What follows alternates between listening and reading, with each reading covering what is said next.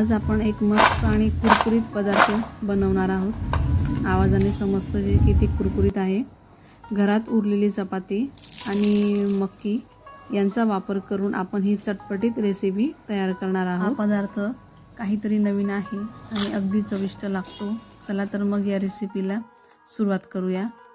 तर त्या उरलेल्या सारणापासून मी अजून एक नवीन मेनू बनवलेला आहे। त्याच्या भज्या बनवलेल्या आहेत। तर त्या कशा बनवल्या आहेत त्याही आपण बघूयात।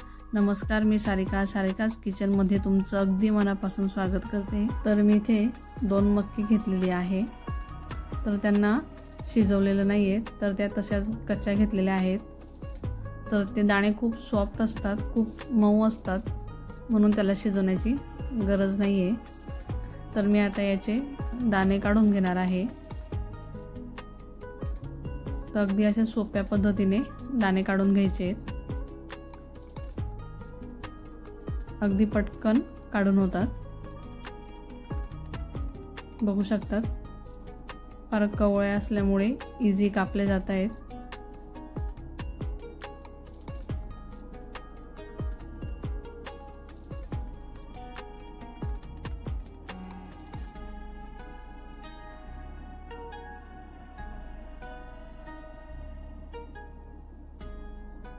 तर अशा पद्धतीने सर्वच मक्कीचे दाणे काढून घ्यायचे आहेत। तर मी आता सर्वच काढून घेतलेले आहेत।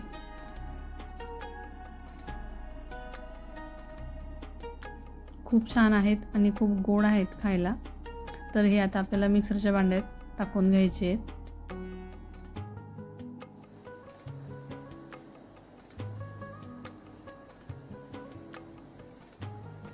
आता हे सर्व दाणे टाकून झाले। त्यानंतर त्यात टाकून घ्यायचे लसूण,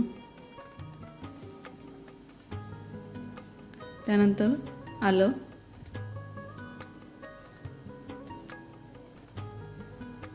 त्यानंतर टाकून घ्यायची आहे हिरवी मिरची। तर मी इथे 3 मिरच्या घेतलेल्या आहेत। त्यानंतर काळे मिरे 7 ते 8 मिरे घेतलेले आहेत। त्यानंतर बडीशोप घेतलेली आहे 1 छोटा चमचा। तर त्यांना बारीक करून घ्यायचं आहे। तर बिना पाणीचं जे बारीक करायचं आहे, याला पाण्याची गरज अजिबात पडत नाही। तर मक्कीच्या दाण्यांमध्ये ऑलरेडीच खूप ओलावा असतो, खूप पाणीदार असतात, त्यामुळे पाण्याची आवश्यकता नाही आहे। त्यानंतर इथे घेतलेले जिरं आणि धने। तर हे भाजून घ्यायचे। भाजून टाकल्याने दोघांची चव खूप छान येते, स्मेल खूप छान येतो, म्हणून हे भाजूनच टाकायचे। तर मी आता इथे कुटून घेते। तर कुटणीमध्ये कुटलेलं जाडसर ते खूप छान लागतात। तर आता हे कुटून झालंय। तर मी इथे एका भांड्यात बेसन पीठ घेतलेलं आहे। त्यानंतर हळद, लाल मिरची पावडर आणि ओवा हे हातावर चोळून टाकून घ्यायचे आहे। त्यानंतर आमचूर पावडर, थोडासा सोडा, हिंग आणि चवीनुसार मीठ आणि जे आपण जिरं आणि धने बारीक करून ठेवलेलं होतं ते टाकून मिक्स करून घ्यायचं आहे। छान मिक्स करून झालं की त्यात मकई जी बारीक केलेली होती ती टाकून घ्यायची आहे। तर तिला टाकून झाल्यानंतर हे व्यवस्थित मिक्स करून घ्यायचं आहे। पिठाची अजिबात गुठळी राहायला नको।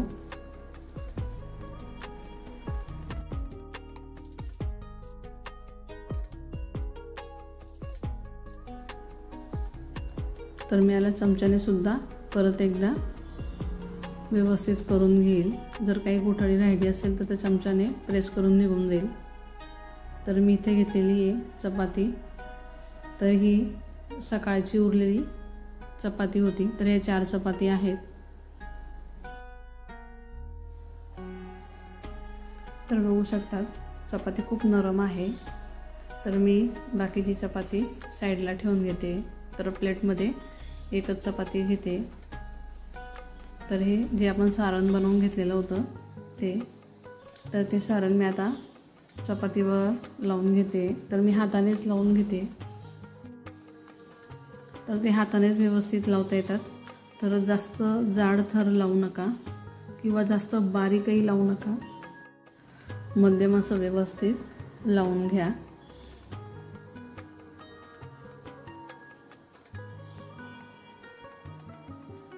तर कोपऱ्यांनाही व्यवस्थित लावून घ्या, कारण याचा आपल्याला रोल बनवून घ्यायचा आहे. तर साईडच्या कळा चिपकायला पाहिजे म्हणून कोपऱ्यालाही व्यवस्थित लावून घ्यायचं आहे. तर अशा पद्धतीने रोल करून हे व्यवस्थित चिपकवून घ्यायचं आहे. जर काठांवर सारण नसेल तर सारण लावून चिपकवून घ्या. या अशा पद्धतीने लावून घ्यायचं आहे. तर मी दुसऱ्या चपातीलाही लावून घेते.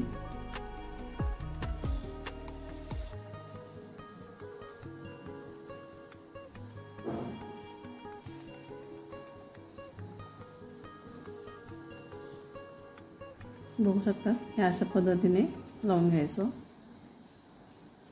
रोल करून व्यवस्थित पॅक करून घ्यायचं आहे.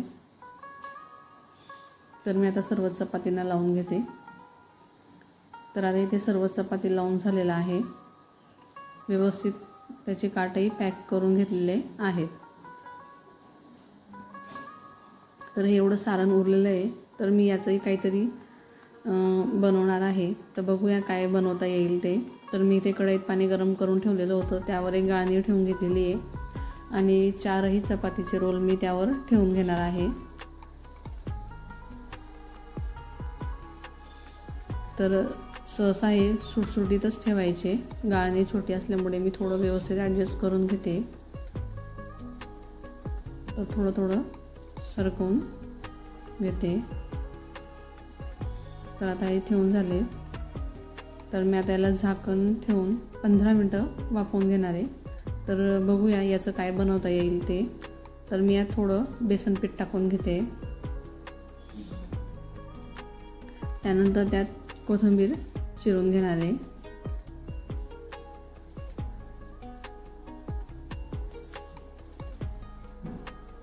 आता मी हे फर्स्ट टाइम बनवते की त्याचं काय बनवू शकतो त्या सारणाचं. त्यानंतर चवीनुसार मीठ टाकून घ्यायचं आहे. आता हे व्यवस्थित मिक्स करून घ्या. त्यानंतर जर कोरडं वाटत असेल खूप तर 2 ते 3 चमचे पाणी टाकून घ्यायचं आहे. तर इथे मला कोरडं वाटतं आहे म्हणून मी ते 2 टेबलस्पून एवढं पाणी टाकून घेते. तर आता हे व्यवस्थित मिक्स करून घेईल. जसं भजीचं पीठ आपण तयार करतो त्या पद्धतीनेच तयार करून घ्यायचं आहे. तर ऑलरेडी त्याच्यात बेसन पीठ होतं म्हणून मी अजून थोडं बेसन पीठ टाकून भजी काढून घेईल असं विचार केला. तर मी आता याला छान हाताने एकदा परत मळून घेते. तर मी ते तेल गरम करून ठेवलेलं होतं. तर त्याच्यात मी छान भजी काढून घेते. छान भजी तयार होते. अजिबात म्हणजे तुटलेली नाही आहे किंवा काही नाही. छान भज्या तयार होत आहेत. म्हणजे उरलेल्या पिठाचे आपण भजीसुद्धा करू शकतो. बघू शकतात छान तळून झालेले आहेत. आता मी यांना काढून घेते. तर मी उरलेल्या पिठाच्या पण थोड्या भज्या काढून घेते.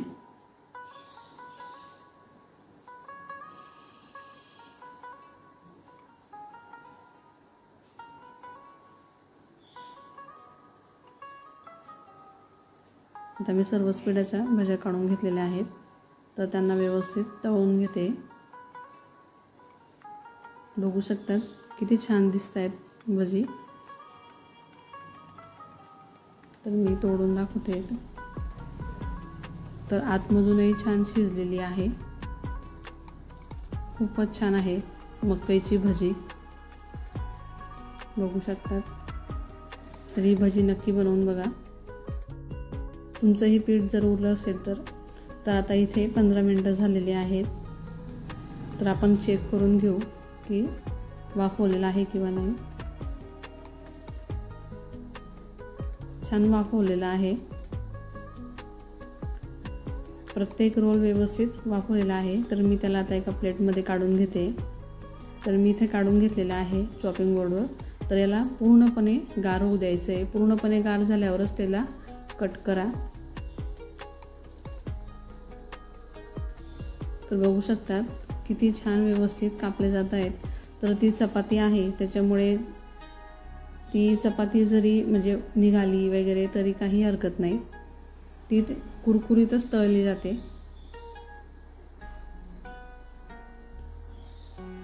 तर छान कापले जात आहेत। तर मी सर्वच कापून घेते, बघू शकतात। तर मी तेल गरम करून ठेवलेलं आहे। तर मी आता हे तळून घेते। बघा काही रोलची चपाती निघते तर काही व्यवस्थित पॅक आहे, पण असो काही हरकत नाही। तर मी यांना आता तळून घेते। अगोदर तेल गरम करून घेतलेलं होतं, नंतर मध्यम आचेवर हे तळून घ्यायचे आहेत, कारण आतमधलं सारण जे आहे ते छान शिजायला हवं, कच्चं लागायला नको आणि छान कुरकुरीत तळले जायला पाहिजे, म्हणून मध्यम आचेवरच तळायचे। तळायला अजिबात घाई नाही करायची। जसे आपण समोसे कचोरी तळतो त्या पद्धतीत तळून घ्यायचे।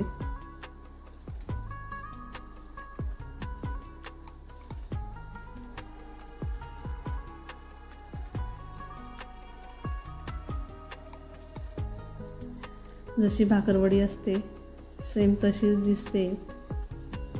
तर त्यांना छान रंगही आलेला आहे।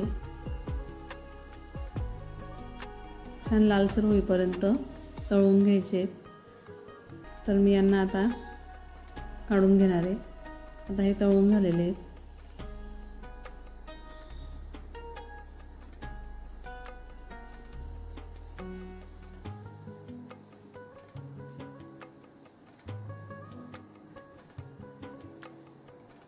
बघू शकता छान झाले तळून।